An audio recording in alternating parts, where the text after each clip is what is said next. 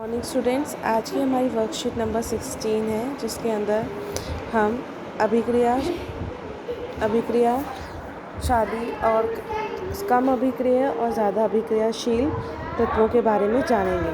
तो इसमें बेटे एक सीरीज़ दे रखी है आप लोगों को, जिसमें बहुत ही ज़्यादा बच्चों को ना कन्फ्यूजन होती है याद रखने में। तो एक बहुत अच्छा सा तरीका है इसको याद करने का, जिसको मैं आपको बताती हूँ। देखिए, अगर हम इसको ऐसे पढ़ते हैं, काशीनाथ का माली आलू ज़रा फीके पकाता है क्योंकि होगा एजिड। ठीक है, तो काशी यानी कि के फॉर पोटेशियम। नाथ का हम क्या लेंगे, ना यानी Na, that's mean sodium. Calcium यानी कि Ca का।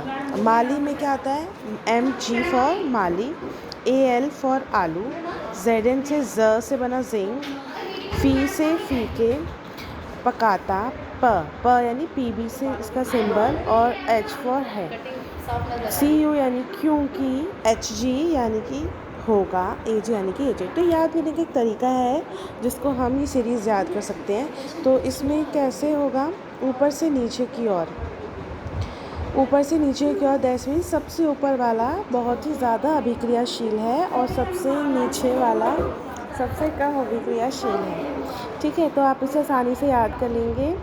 पोटेशियम सबसे ज़्यादा रिएक्टिव तत्व है, उसके बाद sodium, calcium, magnesium, aluminium, zinc, iron, lead, hydrogen, copper, mercury और सिल्वर।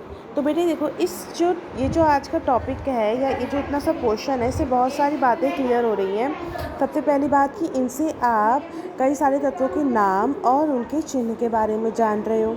दूसरा, आप इनकी प्रतिक्रियाशीलता के जान पे जा रहे हो कि सबसे ज़्यादा अभिक्रियाशील कौन है।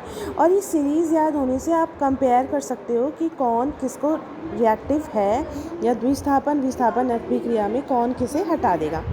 फॉर एग्ज़ाम्पल, अगर कॉपर के सॉल्यूशन में मैं कैल्शियम की रॉड डालूं तो क्या होगा, तो क्योंकि कैल्शियम क्या है, ज़्यादा रिएक्टिव है, तो वो कॉपर के सॉल्यूशन से कॉपर को हटा देगा और खुद कैल्शियम का सॉल्यूशन बन जाएगा, है ना। तो इस प्रकार के क्वेश्चंस भी आते रहते हैं। तो आपको ये सीरीज़ जो है बिल्कुल अच्छे से याद कर लेनी है और अपनी कॉपी में भी लिखनी है। उसके बाद हम देखते हैं विस्थापन अभिक्रिया। विस्थापन, जैसा कि मैंने आपको बताया था, जिसमें ज़्यादा अभिक्रियाशील तत्व कम अभिक्रियाशील तत्व को हटा देता है।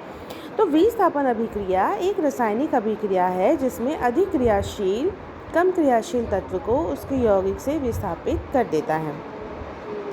जैसे कि लोहे की कीलों को अगर मैं कॉपर के सल्फेट विलयन में डुबोऊं तो कुछ बाद लोहे की कीलों पर कॉपर जमा हो जाएगा और विलयन का रंग नीले से हरे रंग में बदल जाता है। ठीक है, तो आप यहाँ पे देख रहे हैं Fe प्लस कॉपर सल्फेट का कलर क्या है, नीला।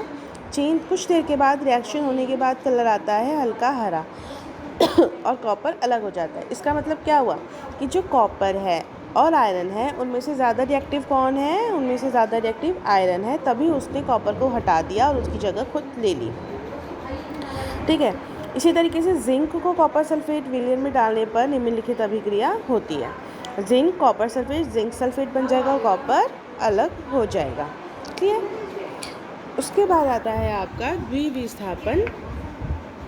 द्विविस्थापन अभिक्रिया। रासायनिक अभिक्रियाएं जिनमें अभिकारकों के बीच आयनों का आदान प्रदान होता है द्विविस्थापन अभिक्रिया कहलाती है।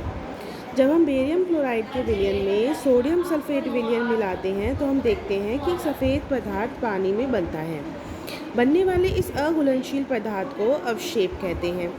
कोई भी अभिक्रिया जो अवक्षेप उत्पन्न करती है अवक्षेपण अभिक्रिया कहलाती है। बेरियम सल्फेट का सफ़ेद अवक्षेप सल्फर डाइऑक्साइड और बेरियम ऑक्साइड की अभिक्रियाओं से बनता है तथा नए उत्पाद सोडियम क्लोराइड बनता है। तो आप यहाँ पे देख रहे हैं, सोडियम सल्फेट और बेरियम क्लोराइड दोनों का ही सॉल्यूशन था।